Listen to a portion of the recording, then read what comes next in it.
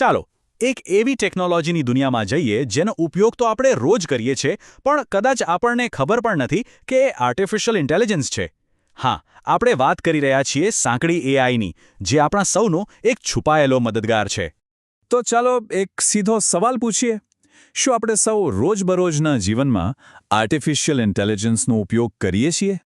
અને જવાબ કદાચ તમને ચોંકાવી દેશે. લગભગ ચોક્કસપણે હા.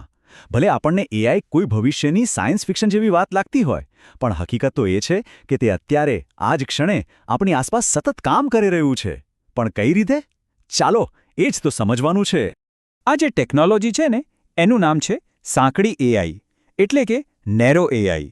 એને આપણે એક શાંત નિષ્ણાત પણ કહી શકીએ, જે ચૂપચાપ પડદા પાછળ રહીને બસ પોતાનું કામ કરીએ જાય છે. તો આખરે આ સાંકડી એઆઈ છે શું? ચાલો એકદમ સાદી ભાષામાં સમજીએ. એ એક એવી સિસ્ટમ છે જે ફક્ત અને ફક્ત એક જ કામ કરવા માટે બનાવવામાં આવી છે. અને એ કામ છે ને, એ એકદમ પરફેક્ટ રીતે કરે છે. બસ એક જ કામનો માસ્ટર, બીજું કંઈ નહીં. અને જુઓ, આ તફાવત સમજવો ખરેખર બહુ જ જરૂરી છે. એક બાજુ છે સાંકડી એઆઈ, જે કોઈ એક કામનો એક્સપર્ટ છે, જેમ કે તમારા ઈમેલમાંથી સ્પામને અલગ કરવો. આ ટેકનોલોજી આજે આપણી સાથે છે, આપણે એને વાપરીએ છીએ. અને બીજી બાજુ છે જનરલ એઆઈ, જે આપણે ફિલ્મોમાં જોઈએ છે ને, એવા રોબોટ જે માણસની જેમ કંઈ પણ શીખી શકે. વેલ, એ હજી માત્ર કલ્પના જ છે, વાસ્તવિકતા નથી.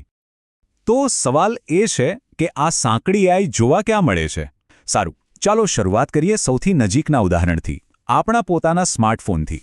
યાદ છે, જ્યારે આપણે કહીએ છીએ હે સિરી કે ઓકે ગૂગલ, ત્યારે ખરેખર તો આપણે એક સાંકડી એઆઈ સાથે જ વાત કરી રહ્યા હોઈએ છીએ. આ છે આપણો પર્સનલ હેલ્પર. અને ના, આ કોઈ જાદુ નથી, એની પાછળ એક પ્રોસેસ છે. સૌથી પહેલાં આ સિસ્ટમ આપણા અવાજને શબ્દોમાં, એટલે કે ટેક્સ્ટમાં ફેરવે છે. પછી આપણા કહેવાનો ઈરાદો શું છે એ સમજે છે અને એને કોઈ ચોક્કસ કમાન્ડ સાથે જોડી દે છે. એ આપણને કોઈ માણસની જેમ નથી સમજતી, એ તો બસ પેટર્ન મેચ કરવાનું કામ કરે છે. ચાલો બીજું એકદમ સામાન્ય ઉદાહરણ લઈએ, ફેસ અનલોક. આપણો ફોન જે ચહેરાથી ખુલી જાય છે ને, એ પણ એક સાંકડી એઆઈ છે, આપણો ડિજિટલ ગેટકીપર. આ એઆઈ પણ માત્ર એક જ કામ માટે ટ્રેન થયેલું છે. ચહેરાની જે ડિજિટલ પેટર્ન છે એને ઓળખવી. એ શું કરે? કેમેરામાં જે ચહેરો દેખાય છે એને ફોનમાં સ્ટોર કરેલી પેટર્ન સાથે સરખાવે છે. જો મેચ થાય તો ફોન ખુલી જાય. બસ આટલું જ. જુઓ, આ જ તો સાંકડી એઆઈની તાકાત છે, અને એની મર્યાદા પણ. ઓકે, તો હવે ફોનથી થોડા આગળ વધીએ અને વેબની દુનિયામાં જઈએ.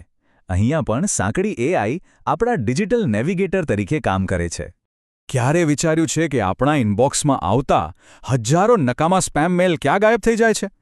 હા, એ કામ કરે છે એક સાંકડી એઆઈ. એ સ્પેમની પેટર્નને ઓળખીને આપણા ઇનબોક્સને સુરક્ષિત અને ચોખ્ખું રાખે છે. અને બરાબર એ જ રીતે જ્યારે યુટ્યુબ કે નેટફ્લિક્સ પર આપણને કોઈ વિડિયો કે ફિલ્મ જોવાની ભલામણ મળે છે, ત્યારે એની પાછળ પણ એક સાંકડી એઆઈ જ કામ કરતું હોય છે. એ આપણી જોવાની આદતો પરથી શીખે છે કે આપણને આગળ શું જોવું ગમી શકે છે.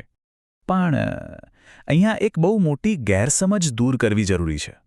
આ સિસ્ટમ્સ આપણા મનને કંટ્રોલ નથી કરી રહી. ના, તેઓ ફક્ત ખૂબ જ શક્તિશાળી પેટર્ન શોધક છે. બસ ડેટામાં સંબંધો શોધે છે, બીજું કંઈ નહીં. અને સાંભળો, આ એઆઈ માત્ર ડિજિટલ દુનિયા પૂરતું જ સીમિત નથી.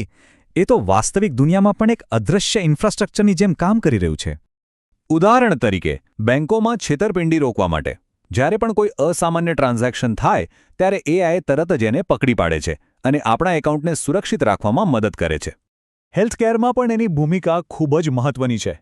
અહીંયા એ સમજવું જરૂરી છે કે એઆઈ ડૉક્ટરની જગ્યા નથી લેતું, પણ એમના એક આસિસ્ટન્ટ તરીકે કામ કરે છે. એ શું કરે? એક્સ-રે કે બીજા મેડિકલ સ્કેનનું વિશ્લેષણ કરીને શંકાસ્પદ જગ્યાઓ શોધી કાઢે છે, જેથી ડૉક્ટરોને નિદાન કરવામાં ખૂબ મદદ મળે. તો આ બધા ઉદાહરણો જોયા પછી આપણને શું સમજાય છે? ચાલો આખી વાતનું મોટું ચિત્ર જોઈએ, એનો સાર સમજીએ. એક વાત તો સ્પષ્ટ છે કે સાંકડી એઆઈ દરેક જગ્યાએ છે. હા, એ ખૂબ શક્તિશાળી છે, પણ એ કોઈ માણસ જેવું સર્વસામાન્ય મગજ નથી. એ તો હજારો અલગ અલગ શાંત નિષ્ણાતોનો એક સમૂહ છે, જે બધા પોતપોતાનું એક કામ ખૂબ જ સારી રીતે કરે છે. પણ આનાથી એક બહુ જ રસપ્રદ સવાલ ઊભો થાય છે ખરું ને? જો આ બધા નિષ્ણાતો ફક્ત જૂની પેટર્નને જ ફોલો કરી શકે છે તો પછી કંઈક તદ્દન નવું, કંઈક એકદમ ઓરિજિનલ અને સર્જનાત્મક કોણ બનાવી શકે? આપનો ખૂબ ખૂબ આભાર. નોલેજ ઇક્વિટી પાર્ટનર્સ એક બહુભાષી ચેનલ છે જ્યાં અમે વિવિધ વિષયો પર આધુનિક અને વ્યવહારુ જ્ઞાન શેર કરીએ છીએ. એવું જ્ઞાન જે આપના રોજિંદા જીવનને વધુ અસરકારક અને કાર્યક્ષમ બનાવી શકે. જો આપને અમારી આ સામગ્રી મૂલ્યવાન લાગતી હોય તો કૃપા કરીને નોલેજ ઇક્વિટી પાર્ટનર્સને સબસ્ક્રાઇબ કરો, જેથી અમારા દૈનિક વિડીયોની જાણકારી આપને મળતી રહે.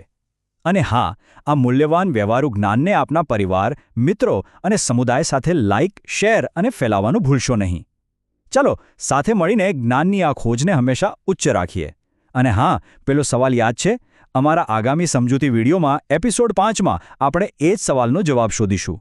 આપણે જનરેટિવ એઆઈની અદ્ભુત દુનિયામાં ડૂબકી મારીશું, જે ખરેખર કંઈક નવું બનાવી શકે છે. તો જોવાનું ચૂકશો નહીં.